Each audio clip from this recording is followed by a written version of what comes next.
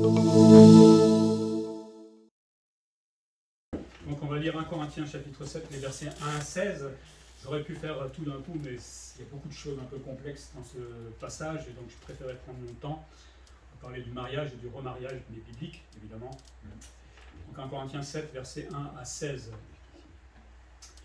Pour ce qui concerne les choses au sujet duquel vous m'avez écrit, je pense qu'il est bon pour l'homme de ne point toucher de femme. Toutefois, pour éviter la débauche, que chacun ait sa femme et que chaque femme ait son mari. Que le mari rende à sa femme ce qu'il lui doit, et que la femme agisse de même envers son mari. Ce n'est pas la femme qui dispose de son corps, c'est son mari. De même, ce n'est pas le mari qui dispose de son corps, c'est sa femme.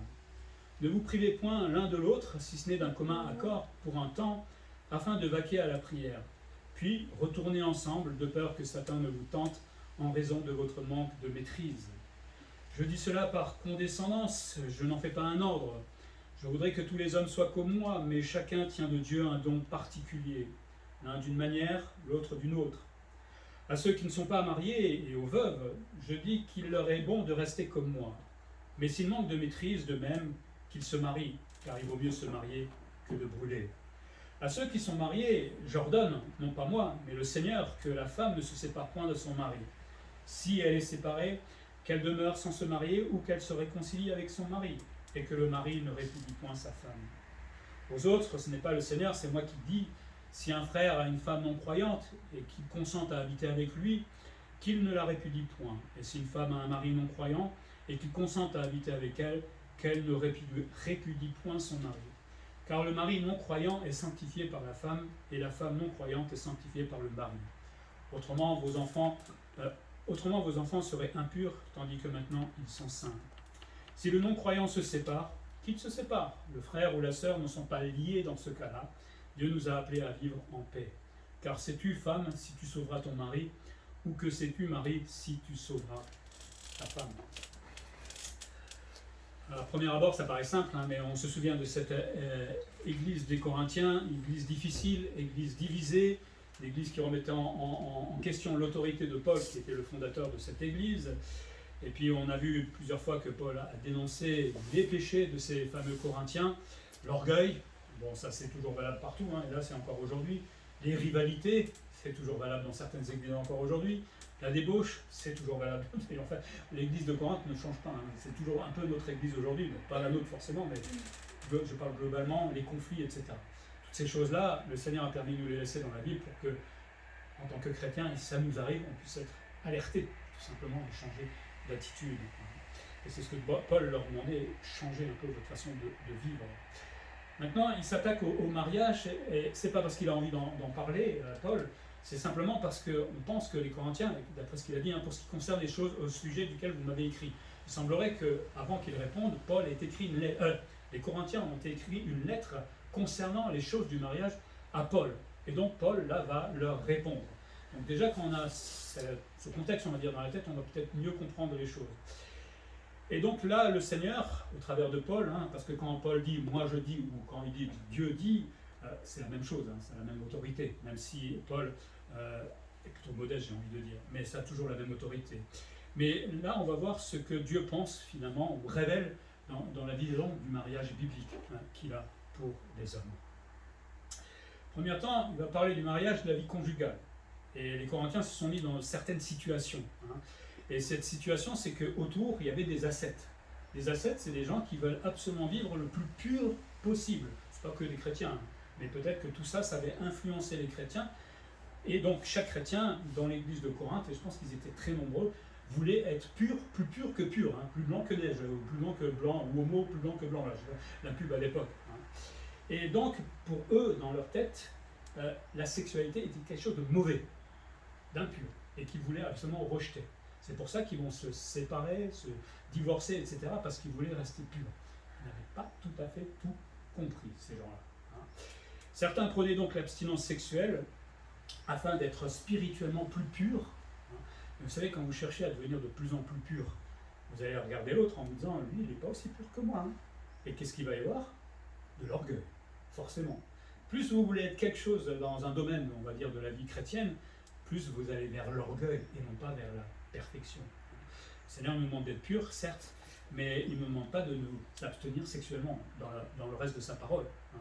Et c'est pas parce qu'on a des relations sexuelles qu'on est impur, on est spirituel, à condition qu'on le fasse dans le cadre que le Seigneur nous a demandé. Hein. D'autres, donc voulant devenir plus purs, se disaient je vais divorcer, c'est une solution, au moins je serai plus tenté avec mon époux ou mon épouse. Hein, comme ça ma sexualité elle sera pure, enfin il n'y aura plus de sexualité, donc je serai pur devant le Seigneur. Mais vous savez, divorcer et se retrouver seul, quand on avait des besoins, ça va conduire à la débauche. Et c'est ce que va dire tout simplement Paul. Hein. Et le Seigneur n'a jamais demandé de divorcer, on verra là-dessus tout à l'heure. Il semblerait donc que c'était un peu la position globale de toute l'Église. Hein. Il y avait vraiment un fort esprit de contestation vis-à-vis de Paul. Il n'avait pas tout compris. Hein. Et peut-être en même temps, pour bien comprendre le contexte, les Corinthiens pensaient être déjà dans le millénium, on va dire comme ça, dans le royaume. Et donc dans le royaume, on sait que tout est parfait. Hein. Enfin, pas tout à fait, mais Jésus est là. Donc si on se croit déjà dans le royaume, ils cherchaient à vivre comme ressuscité d'une certaine manière, le plus spirituellement possible. Mais ça, c'est une fausse théologie. Hein. Ils n'étaient pas dans le royaume à ce moment-là. Hein. Et ils n'avaient pas à devenir des ascètes. Donc Paul va leur répondre. Hein, quand on comprend maintenant le contexte, on comprend pourquoi ils font ces bêtises-là, en fait, ces Corinthiens. Il faut bien apprendre. Hein. Peut-être nous, on aurait fait la même chose si on n'avait pas ce passage dans Corinthiens 7 et d'autres. Paul dit, il est bon pour l'homme de ne point toucher de femme. Hein, il répond là à leur fausse théologie. C'est pas qu'ils disent qu'il ne faut pas avoir de sexualité, ils prônent plutôt le célibat. C'est ce qu'il va faire un peu pendant tout le chapitre 7. Hein. Ça ne veut pas dire que c'est supérieur, on en parlera. Il prône peut-être plus le célibat là, mais il ne dit pas que le célibat est supérieur au mariage. Hein. Si tu es célibataire, tu n'as pas de sexualité, si tu n'en as pas besoin, c'est très bien. Vis comme cela. C'est un don que le Seigneur te donne. Mais si tu as des besoins et que tu es en couple, ben le Seigneur ne te jugera pas parce que tu as des rapports sexuels avec ton épouse, comme il le demande, tout simplement parce qu'on a tous été créés complètement différents. Mais on l'a dit, pour les ascètes, le sexe, c'était impur et donc incompatible avec la sainteté de Dieu. Des fois, on a l'impression que parce qu'on veut vivre saint, il y a beaucoup de choses qu'on ne peut pas faire. Il n'y a pas que la sexualité, mais il y a beaucoup de domaines. Hein. On n'a pas le droit d'écouter ça, on n'a pas le droit de faire ça, on n'a pas le droit de s'habiller comme ça, etc. Des fois, on pousse un peu le niveau de la sainteté, pas forcément au curseur de Dieu. Et on devient légaliste dans ce cas-là. Et c'est là, il tombait complètement dans le légalisme. Dieu nous a laissé un cadre, mais peut-être beaucoup plus grand des fois que ce que nous croyons. Mais nous, on aime bien le réduire parce qu'on a peur, en fait. On a peur de mal faire. Et si on fait mal, c'est pas grave. On ne fait pas exprès, on demande pardon au Seigneur et puis on change. Mais vouloir être trop saint, ça devient un péché à la fin. C'est un peu paradoxal quelque part. Hein. Je veux être absolument le plus saint possible et je me mets à pécher en fait. C'est bizarre. Autant les gnostiques à l'époque c'était une secte qui avait infiltré, on voit ça dans Éphésiens, Colossiens, tout ça, qui infiltrait aussi l'Église avec des pensées complètement folles. Eux, ils prenaient plutôt l'immoralité et le libertinage. Hein. Autant les Corinthiens, eux, cherchaient trop la pureté. Les gnostiques faisaient mal parce qu'ils allaient dans un sens trop loin, et les Corinthiens allaient mal aussi parce qu'ils allaient dans un mauvais sens de trop de pureté. Le problème de l'homme, toujours, c'est l'équilibre. On est tous pareils, on a toujours besoin d'un équilibre. J'ai appris des choses dans une église, puis je vais dans une autre église, je remets tout en question parce qu'ils ne font pas forcément la même chose. Équilibre. Il y a un équilibre à avoir dans notre vie de chrétien. Évidemment, cet équilibre viendra au fur et à mesure de ma connaissance de la parole de Dieu. Plus je connais la Bible, plus cet équilibre va commencer à se mettre en place. Ce n'est pas encore parfait, mais il y a aussi l'expérience derrière qu'il faudra vivre. Paul dit il faut éviter la débauche. La débauche, c'est pornéa. On comprend bien le mot. Il parle de débauche, d'adultère, d'homosexualité, de quitter son conjoint définitivement, etc. C'est un champ assez large. Plutôt que être dans la débauche, hein, se dire je suis un chrétien, je veux rester pur, mais voilà, j'ai des besoins, hein, je suis un homme, voilà. Ben, Paul dit, ben, marie-toi. Pourquoi tu te compliques la vie? Oui, il y a des ascètes, mais ils disent n'importe quoi. Marie-toi, trouve-toi une femme. C'est facile à dire, hein, ça ne fait pas comme ça non plus, mais au moins il y a l'idée de ne pas rester dans une situation absolument difficile et que Dieu ne veut pas. Hein, Dieu, c'est pas un Dieu cruel, c'est lui qui a créé la sexualité. Donc il sait nos besoins qu'on a. Donc à un moment, il nous dit, ben, va trouver une femme si tu veux, ou un mari si tu ne peux pas faire autrement. Dieu a donné le remède, tout simplement, à nos problèmes dans ce domaine-là. Et pour éviter l'immoralité sexuelle. Parce que quand on ne fait pas ce que Dieu nous demande, on va tomber dans la débauche, on va faire n'importe quoi. Aujourd'hui, c'est plus que la débauche, ce qui se passe dans le monde, mais bon. Mais le Seigneur ne demande pas un ascétisme, une sainteté au-delà de ce que lui-même demande. Il veut tout simplement une sexualité dans le cadre du mariage. Voilà ce qu'il veut. Si j'ai des besoins, je cherche un conjoint, on se marie, et puis on peut s'aimer dans ce domaine-là. Que chacun, comme dit Paul, ait son conjoint. C'est pas quelque chose d'impur en voulant se marier et vouloir s'épanouir sexuellement. Il n'y a rien de mal, il n'y a rien de méchant. Le Seigneur avait prévu cela, il a commencé avec Adam et Ève, il n'aura pas fait un reproche, au contraire. Et ce qu'il dit là, d'intéressant dans le cadre du mariage, c'est qu'il y a une forme d'autorité réciproque sur le corps de l'autre, du conjoint. C'est pas une simple autorité, c'est une forme de dette en fait. Je vais m'expliquer. La sexualité dans le cadre du mariage, dit Paul, c'est obligatoire. Parce que sinon, on va tomber dans la débauche. Quand il dit au verset 3 que le mari rende à sa femme et que la femme rende à son mari, le verbe rendre dans le grec parle de payer, d'acquitter. Il y a comme une espèce de dette envers l'autre quand je me marie avec lui. Souvent on parle d'un devoir, mais là ça va bien au-delà du devoir, c'est une dette. L'autre mérite, dans ce domaine-là, que je sois là, présent. C'est une dette donc, dans le sens que chacun dispose du corps de l'autre. Ça ne veut pas dire qu'on en fait ce qu'on veut, évidemment, on est bien d'accord. Mais on reconnaît à l'autre ce droit vis-à-vis de moi-même. Alors, on ne fait pas de l'autre un esclave sexuel, c'est pas un jouet, on est bien d'accord. Ça se fera évidemment dans un amour volontaire, mais il y a quand même une idée là. Parce que des fois, on pourrait priver l'autre en disant, non, là on est dans le péché en fait. On ne fait pas ce que le Seigneur nous demande. Dans le contexte aussi, Paul s'oppose aux mœurs grecques, parce que souvent le mari seul avait autorité sur sa femme, il en faisait ce qu'il voulait en fait. Donc souvent on dit que Paul est un peu misogyne et tout ça, qu'il n'aimait pas les femmes, mais si on lit un peu Corinthiens et d'autres, en fait il célèbre la femme entre guillemets. Il est au-delà de ce que peut-être même aujourd'hui l'homme fait avec la femme. Au contraire, il valorise la femme. Vous voyez bien la différence entre la culture et ce que Dieu demande des fois, hélas. Versets 5 à 6, il y a des concessions pour une éventuelle privation. Peut-être qu'à un moment, l'un des deux conjoints a envie de prier, de jeûner, sexuellement, pourquoi pas. C'est pas interdit, on peut le faire. Mais ce temps d'abstinence, là aussi, le Seigneur l'encadre, on va dire, dans un cas de prière, de jeûne. Chaque fois qu'on veut le faire, il faut demander l'accord à l'autre, être d'accord, et ne pas forcer l'autre d'être privé pendant un certain temps, parce que moi je veux être dans la prière, dans le jeûne, etc. Il s'agit de se priver peut-être de temps en temps sexuellement de l'autre, mais pas comme les ascètes. Il y a un but. Et dans ce but, l'autre est d'accord avec moi. Écoute, chérie, j'ai envie de prier pendant une semaine, de rester pur pendant une semaine, tu es d'accord? Oui, il n'y a pas de problème. Ok. Mais on ne fera peut-être pas plus longtemps que ça non plus. Mais ne vous privez point de l'un de l'autre, nous dit Paul, parce que si on se prive, c'est refuser l'intimité avec l'autre, c'est lui voler au conjoint un bien qui est à lui. On ne s'en rend pas compte des fois dans la sexualité, ce que l'on est en train de faire avec le conjoint. Et tout ça afin, comme dit Paul, de ne pas être tenté. Calvin disait par rapport à la sexualité, car nous donnons occasion à Satan de nous opprimer quand nous attendons quelque chose par-dessus nos forces et la mesure de notre imbécilité, c'est-à-dire notre faiblesse. C'est une folie de se croire assez spirituel pour ne pas tenir compte de la réalité humaine et de la force des désirs sexuels. C'est pourquoi Paul, face à la pornéa, à la débauche, n'exhorte pas le chrétien à prier, mais à se marier. Dieu ne nous demande pas de faire des choses au-delà de nos forces. Jamais il a demandé de le faire. Il nous a créés, il sait notre limite, et il a donné un remède, il a donné une solution.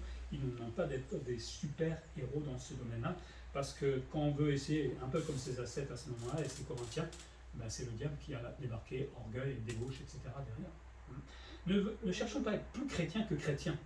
Il y a un cadre, restons dans le cadre. Le cadre est une grande liberté que le Seigneur nous a donnée. Et Paul dit tout cela par condescendance, le mot parle de pardon, d'indulgence, de concession, de consentement. Paul ne veut pas en faire un ordre, mais pas forcer les gens à se marier, évidemment, s'ils ont des besoins, mais il donne la bonne direction. Voilà comment le Seigneur voit les choses dans le domaine de la sexualité et du mariage. Certains n'ont pas besoin, certains ont besoin.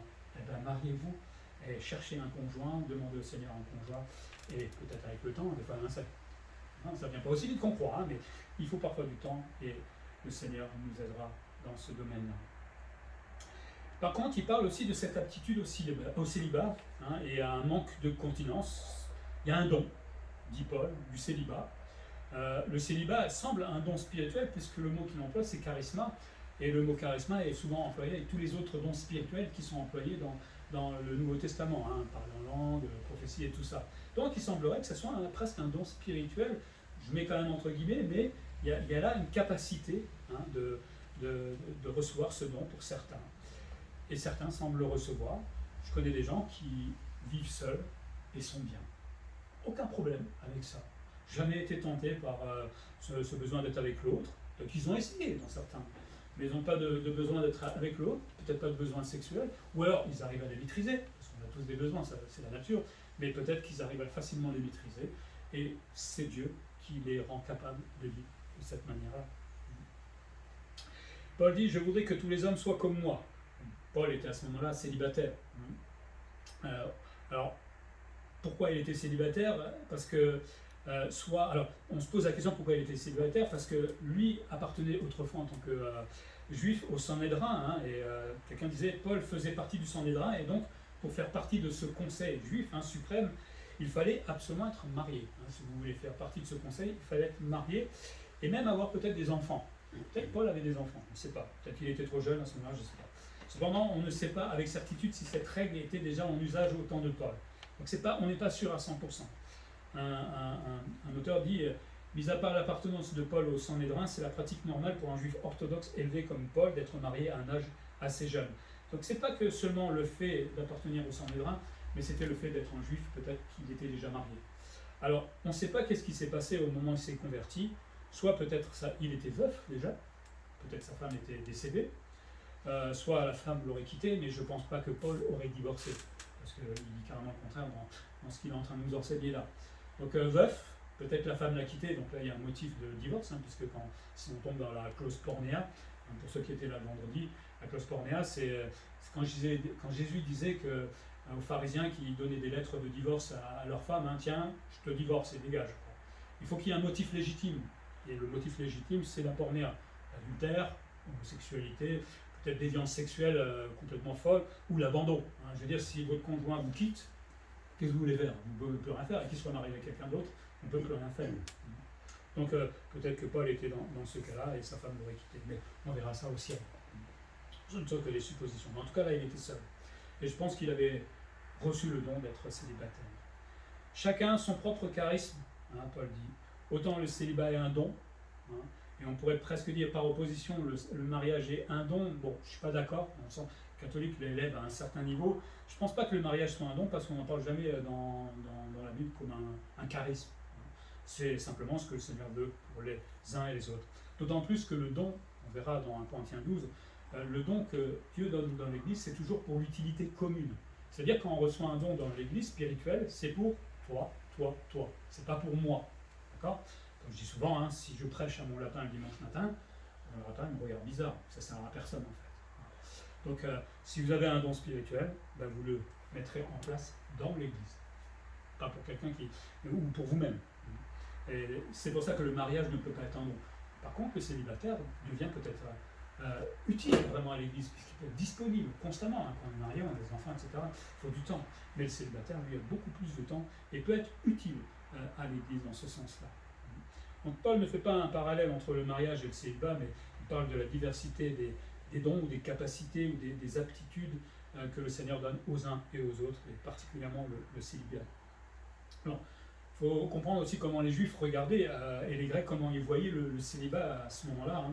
La plupart des auteurs anciens condamnaient en fait le célibat. C'était pas bien.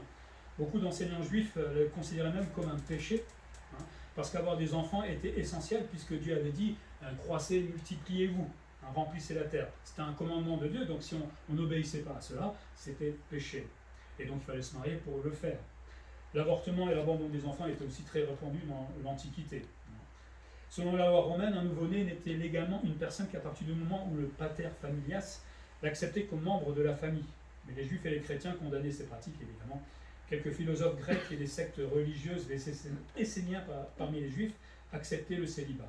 Certains philosophes le considéraient même comme supérieur au mariage, puisqu'ils ne liaient pas la personne. Pour eux, les relations avec les prostituées pourvoyaient à la satisfaction de leurs besoins. Donc c'est pas mieux, hein, de rester célibataire et d'aller voir les prostituées, c'est vraiment débile. Hein, bon, voilà. Mais bon, on fait ce qu'on veut. Quand on n'a pas Dieu dans notre vie, ben, on essaie d'arranger les choses qu'on a envie. Donc, quand on a tout le contexte, on comprend mieux un peu pourquoi les Corinthiens, à un moment, ne savaient plus comment agir dans ce domaine-là. Et heureusement que le Seigneur redonne la ligne de conduite. Le Seigneur a prévu un cadre donc, pour notre sexualité, c'est le mariage. Aujourd'hui, même chez les chrétiens, ça dépasse les gens, j'ai l'impression. C'est bien dommage parce que souvent qu'on le fait hors mariage, souvent ça finit mal, on est malheureux, on culpabilise. Hein, combien j'ai vu de gens venir me voir qui pleuraient parce qu'ils ont il y avait le bébé qui a débarqué, qu'est-ce qu'on fait maintenant? Oui, vous avez vu la vie hein. Mais bon, en tout cas, moi je l'enseigne, après chacun en fait ce qu'il veut, vous êtes tous mariés, donc c'est trop tard. Mais elle enseigne aussi le célibat pour ceux qui ont le don. Hein. Donc peut-être que quand on est seul, il faut peut-être poser la question au Seigneur, est-ce que j'ai vraiment ce don? Montre-moi, tout simplement. Puis il va évoquer plusieurs cas, verset 8 au verset 16, hein, à ceux qui ne sont pas mariés et aux veuves. Il va prendre deux exemples. Paul encourage en fait les célibataires, qui ne sont pas mariés, donc célibataires réellement, et ceux qui sont veufs, hein, il les encourage tout simplement à rester dans l'état où ils se trouvent, hein, c'est-à-dire comme lui-même à ce moment-là. Peut-être qu'il veut dire justement qu'il était veuf, et donc il préfère rester veuf, peut-être plutôt que de se remarier. Je pense qu'il aurait eu du mal à faire tout ce qu'il aurait fait s'il avait été marié. Mais bon. Rester comme lui-même. Le célibat, on voit bien que c'est un espèce de fil conducteur de 1 Corinthiens 7. Restez comme vous êtes dans l'état où vous êtes. Ici, il s'adresse aux non-mariés et aux veuves. Dans le grec, l'expression non-marié est au masculin en fait. Aussi, est-ce qu'il ne concerne que les hommes célibataires? On pourrait se demander, est-ce qu'il parle que aux hommes célibataires à ce moment-là? Et les femmes, alors, qu'est-ce qu'elles font? On ne sait pas. Pareillement, Paul parle des veuves un peu plus tard, on verra à la fin. Pourquoi ne parle-t-il que des femmes à ce moment-là? Et les veufs, hein, c'est à la fin de 1 Corinthiens 7. Certains pensent que le mot agamos, hein, qui signifie veuf, Paul s'adressait qu'aux veufs et veuves, mais le contexte rend cette interprétation un peu difficile. Un autre commentaire pense que Paul voit dans ce mot agamos comme comprenant tous les célibataires, hommes et femmes. Alors pourquoi seulement les veuves et pas les veufs? Certainement à cause de leur statut social en fait à ce moment-là, dans le monde grec, hein, la femme c'était rien en fait, elle n'existait pas. Donc peut-être Paul parlait du veuf, peut-être, ou de la veuve, parce qu'elle était dans une situation plus difficile, mais moi je pense qu'il s'adresse aux deux, tout simplement, hein, parce qu'on peut parler de deux là-dessus. Si c'est valable pour le veuf, c'est valable pour la veuve. Si c'est valable pour un homme non marié, c'est valable pour une femme non mariée. Je pense qu'il y avait juste une situation de contexte à ce moment-là pour bien comprendre ce qu'il voulait là. Et peut-être tout ça c'est aussi influencé par les ascètes. Mais s'il manque de continence, le manque de continence c'est des besoins, hein, sans en faire nécessité de ne pas rester seul, surtout si on a des besoins. Donc si tu es seul, si tu es veuf ou veuve, hein, tu as des besoins, allez, marie-toi. On va faire un mariage à l'église, on sera heureux. Hein, on prépare tout ça. Et Paul pense au tourment de leur désir à ce moment-là, hein, parce que la sexualité c'est un truc qui nous pousse loin des fois, hein, et vers la pornéa, vers la débauche. Évidemment, on va chercher quelque part. Calvin disait encore, celui qui ne peut se contenir, s'il méprise le remède, il renie Dieu. Hein. Si je veux absolument me contenir, je sais que je n'y arrive pas, en sachant que j'ai le remède de la part de Dieu, je suis en train de renier Dieu, parce que Dieu dit, mais je t'ai dit de faire quelque chose, pourquoi tu essaies de faire plus que ce que je te demande? Et on pêche envers Dieu à ce moment-là, et on se fait du mal pour rien, c'est bien dommage. Donc il est préférable, dit Paul, à ces gens-là de se marier, pour ne pas brûler, hein, pour ne pas avoir des luttes intérieures. Il n'y a pas pire que ça dans la vie.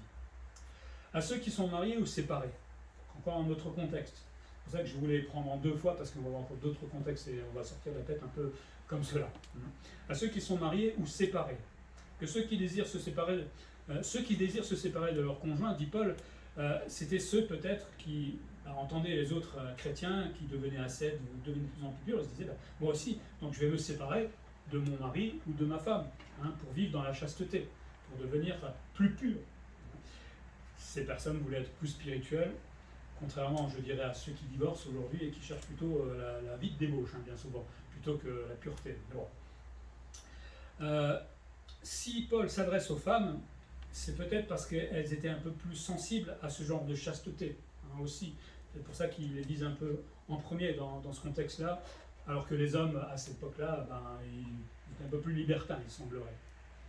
On l'a dit, hein, les Corinthiens se croyaient dans le royaume, et donc, quand on est dans le royaume pour eux, ils se pensaient être libérés de toute contrainte, toute obligation, donc le mariage n'avait plus lieu, et donc on pouvait se séparer selon eux, on n'avait plus besoin de travailler, ça on verra un peu plus loin dans 1 Corinthiens 11, je crois, si je me souviens bien. Et donc, forcément, si je m'en fiche du mariage, donc je vais avoir une vie déréglée, en fait, les Corinthiens partaient dans tous les sens et faisaient absolument n'importe quoi. C'est ça, en fait, quand on ne connaît pas la parole de Dieu, hein, on essaie de faire avec ce qu'on a autour de nous, est-ce que l'autre chrétien a dit, peut-être, hein, mais l'autre chrétien voulait être ascète, donc il va me dire quelque chose de faux. C'est toujours valable aujourd'hui, il faut faire attention, l'autre chrétien te dit quelque chose, le pasteur te dit quelque chose, va vérifier ce qu'il raconte. Hein. On vous demandera de m'acheter une nouvelle voiture, c'est pas écrit dans la Bible. Hein. Je vous rassure qu'il n'y avait pas de voiture déjà à l'époque. Mais je m'entends, hein, ne soyons pas non plus naïfs. Hein. Il y avait les Béréens dans les Actes, hein, quand Paul était venu annoncer l'évangile, les Béréens, qu'est-ce qu'ils ont fait? Ils ont vérifié tout ce que Paul disait. Ils n'étaient pas naïfs, ils voulaient voir si c'était vrai.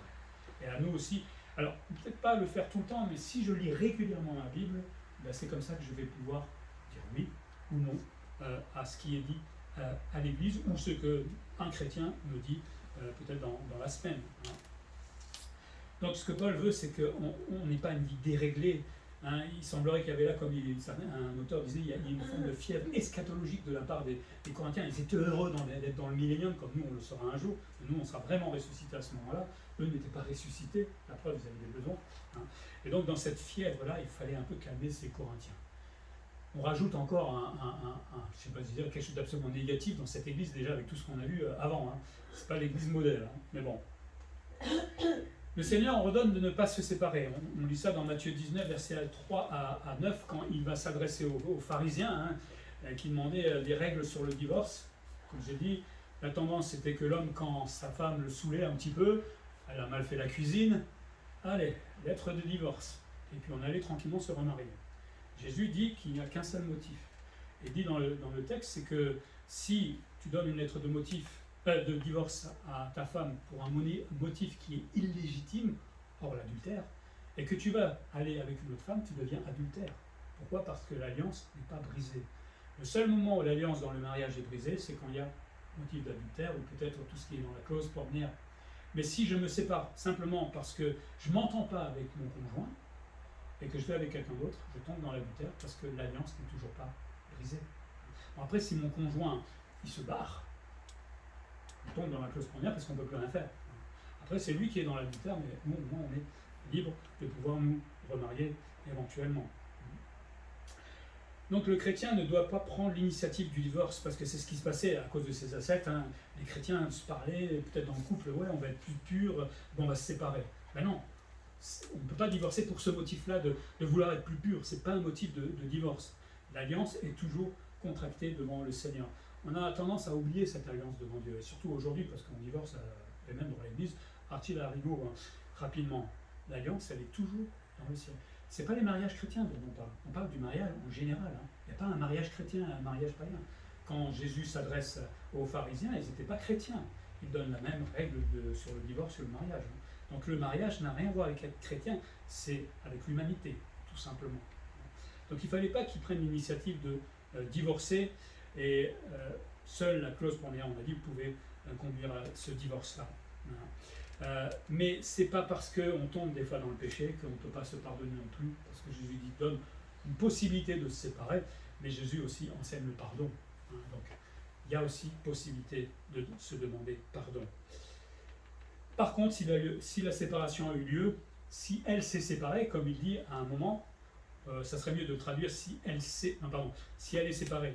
C'est écrit comme ça, mais dans le grec, il faudrait mieux dire si elle s'est séparée. C'est-à-dire que dans un couple chrétien, parce qu'on a envie d'être plus chrétien, bah, la femme a décidé, personnellement, je me sépare de mon conjoint pour vivre ça et devenir plus pur.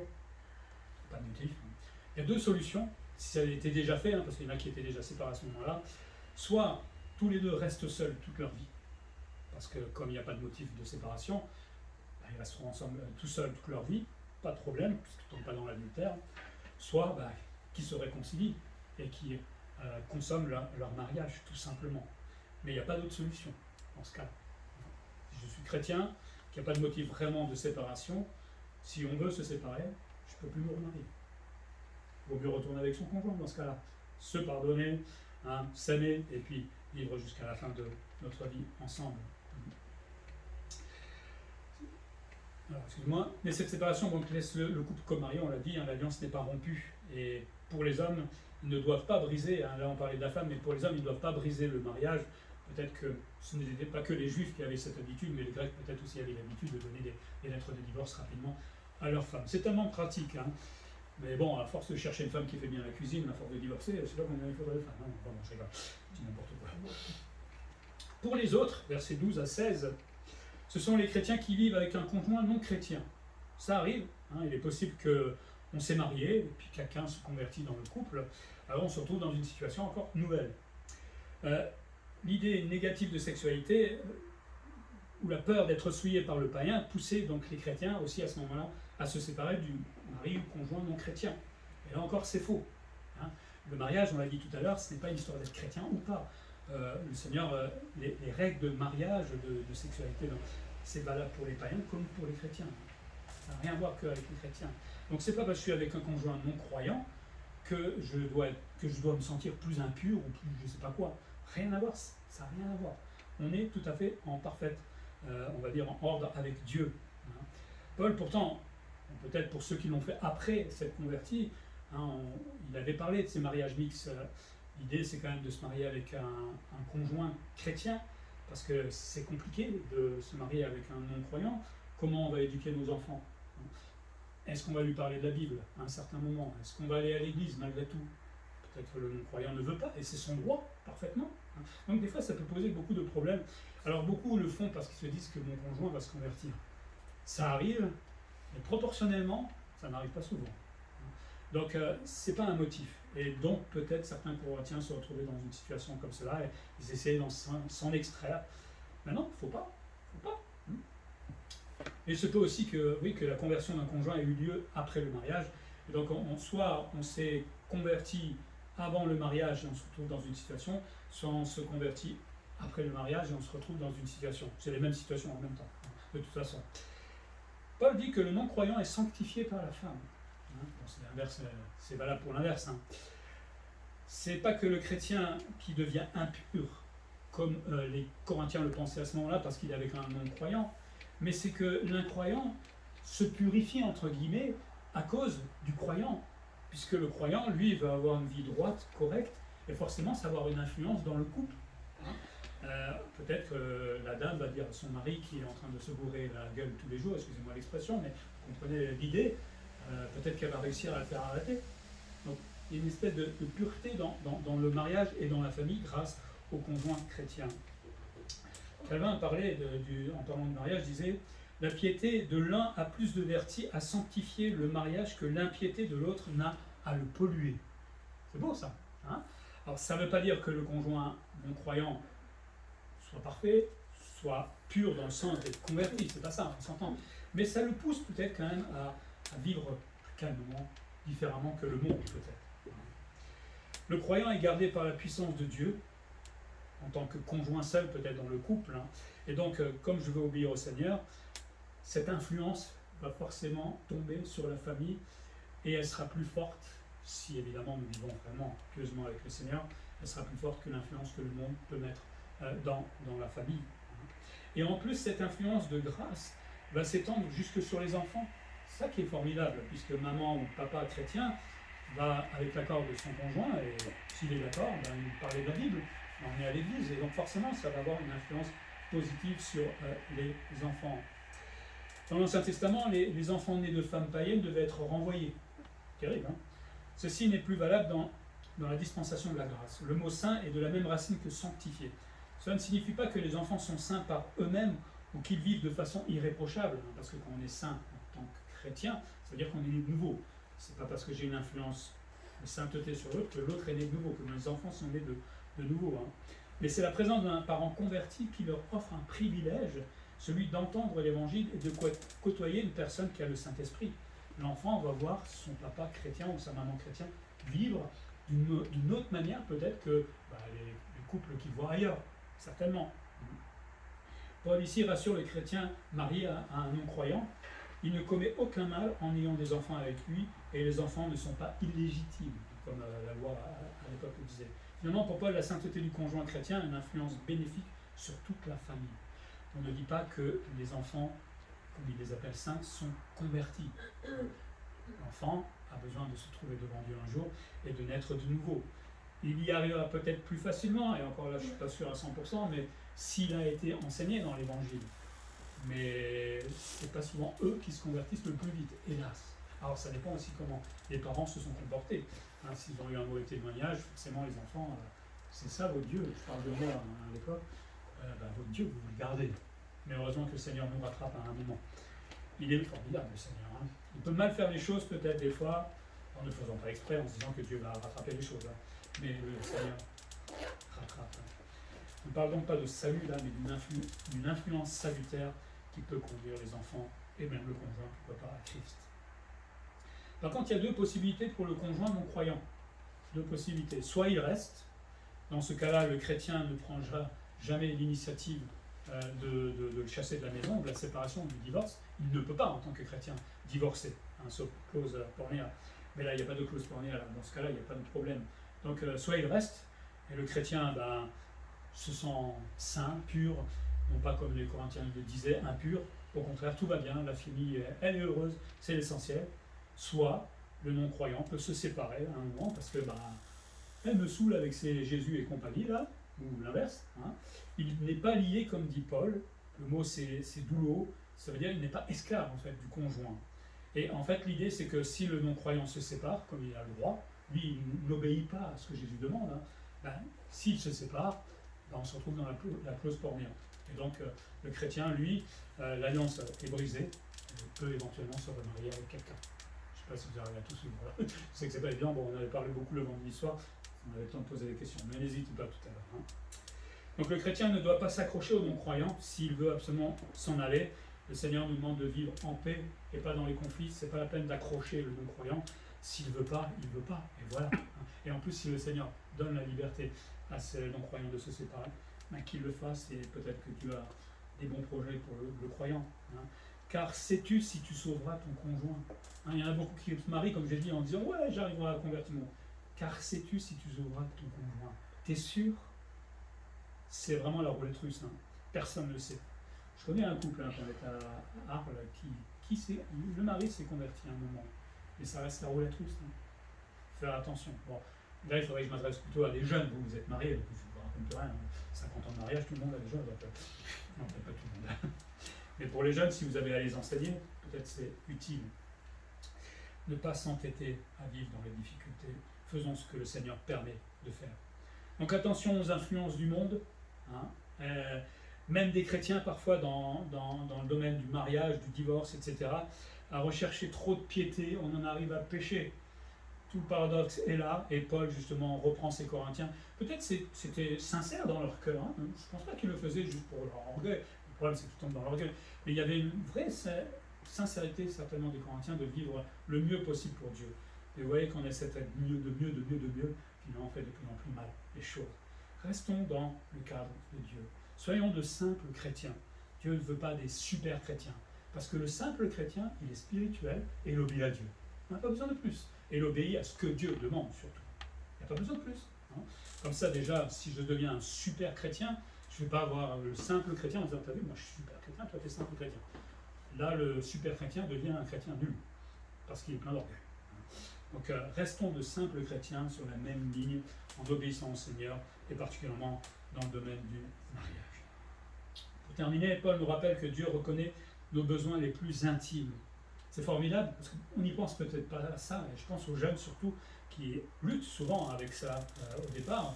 Dieu le sait, Dieu l'a prévu, Dieu le sait, Dieu peut donner la force pour tenir le coup, puisque c'est lui qui l'a créé, il a donc les moyens aussi de nous permettre de nous contenir, et Dieu sait aussi que si j'ai besoin d'un conjoint, il va me guider vers ce conjoint-là. C'est formidable, Dieu sait tout. On parle souvent de nos besoins, etc., mais dans ce domaine-là aussi, Dieu sait absolument tout, et il peut gérer la situation. C'est pour cela que Dieu a institué le mariage. Alors aujourd'hui, aller dire ça dans le monde, ils vont bien rigoler, mais bon, nous on est chrétiens, la sexualité c'est dans le cadre du mariage, Et dans ce cadre de mariage, le couple peut gérer, s'épanouir dans cette sexualité, mais tout en responsabilité, comme on l'avait vu tout à l'heure. Tout le monde est différent, nous dit Paul. Certains sont capables d'être seuls. C'est formidable. Certains ne peuvent pas être seuls. Que tu sois célibataire, que tu sois marié avec un chrétien, enfin que vous soyez tous les deux chrétiens, ou avec un non-conjoint, un non-croyant, dans tous les cas, vous avez bien fait. Vous restez saints devant Dieu. Il n'y a rien d'impur là-dedans. Cherchez pas plus que ce que le Seigneur vous a demandé. À mon avis, les Corinthiens, ils ont dit ça. Il y a les conjoints qui ont dit retournez voir l'autre conjoint, et à mon avis, il y a eu des belles nuits, à mon avis. Mais bon, Mais oui, mais on se met des fois dans des situations stupides, de légalisme, là où Dieu ne nous demande pas. Tout le monde était pur finalement. La pureté et la sainteté se trouvent en fait dans l'obéissance au commandement de Dieu, pas de l'homme, ou de commandements qu'on aurait un peu arrangés à notre sauce, et sûrement pas du monde non plus. C'est connaître la parole de Dieu. Toujours, on revient toujours à la même chose en fait. Connaître la parole de Dieu me permet de vivre saintement, purement, comme le Seigneur me demande. Alors, bon, je pense que s'il n'y a personne qui cherche un conjoint, peut-être qu'on rencontrera des gens. C'est dur aujourd'hui, et de plus en plus dur pour les jeunes aujourd'hui, honnêtement, parce qu'il y a de moins en moins de jeunes chrétiens. Imaginons qu'il y a un jeune ici qui vienne de 18 ans, il se retrouve tout seul. Il faut qu'on prie vraiment pour qu'on ait beaucoup plus de jeunes dans notre église. Alors, c'est pas pour les mariés, on est bien d'accord, mais au moins qu'ils ne sont déjà pas seuls, qu'ils puissent partager peut-être ces problèmes-là, mais il faut vraiment prier pour nos jeunes, parce que ça va être de plus en plus difficile de trouver un conjoint non-croyant. La plupart craquent et vont se marier avec non-croyants. Après, peut-être ça va marcher, c'est pas le problème, mais ils ne pourront pas partager la même chose qu'avec un croyant. Mais si je suis dans cette situation-là, le Seigneur me demande de prier tout simplement, d'être patient dans les combats, de lutter avec le Seigneur. Dieu sait de quoi j'ai besoin, ne l'oublions pas. Et vous savez, j'ai vu des gens, c'est seulement au bout de 20 ans que c'est arrivé. C'est long des fois pour certaines personnes, mais ils ont trouvé leur conjoint. Et c'est ça qui est formidable. Alors, il faut être patient. S'il n'y a pas d'épreuve au-delà de nos forces, c'est facile de le dire comme ça, mais il n'y a pas d'épreuve au-delà de nos forces, et si le Seigneur permet qu'on soit dans une situation comme cela, c'est que j'ai la capacité d'aller tout simplement jusqu'au bout. Que le Seigneur bénisse nos mariages, futurs mariages, qu'il bénisse aussi les célibats, les uns et les autres, et que nous puissions faire tout simplement ce que le Seigneur veut. On va prier.